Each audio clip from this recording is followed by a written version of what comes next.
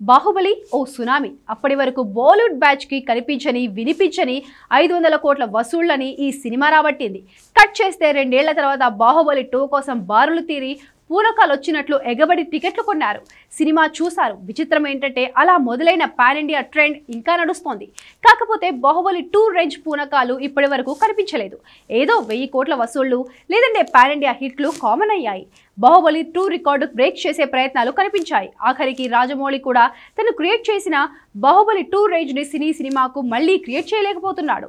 RRR global గా hit అవ్వచ్చు, పాటకు ఆస్కార్ దక్కొచ్చు, కానీ దేశం మొత్తం ఊగిపోయే బాహుబలి లాంటి ప్రాజెక్ట్ మరొకటి రాలేదు.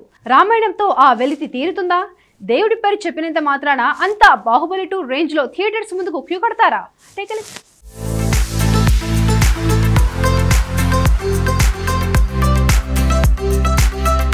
బాహుబలి వచ్చినప్పుడు 200 కోట్ల మార్కెట్ ఉన్న తెలుగు ఇండస్ట్రీలో 180 కోట్లు పెట్టి సినిమా తీస్తారా అని తిట్టిపోశారు.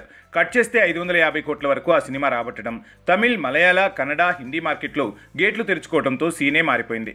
సో మార్కెట్ తక్కువైతే దాన్ని పెంచుకోవాలి, కానీ మార్కెట్కు తగ్గ మూవీ తీస్తే ఎప్పటికీ ఎదగమని ప్రూవ్ చేశాడు రాజమౌళి. కట్ చేస్తే బాహుబలి 1 తర్వాత బాహుబలి 2 వచ్చింది. అంతే. అందులో బాహుబలిని కట్టప్ప ఎందుకు చంపాడన్న ప్రశ్నకు సమాధానం కోసం వెతికారు.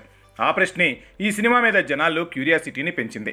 దానికి తగ్గ భారీ గ్రాఫిక్స్, సెట్లు, మేకింగ్, డ్రామా అంతా వర్కౌట్ అవడంతో ఒక 2 నెలల వరకు పూనకాలు వచ్చినట్టు థియేటర్స్ మీద దాడికి దిగారు ఆడియన్స్. అంతగా ప్రేక్షకుల వరదని తీసుకొచ్చింది బాహుబలి 2.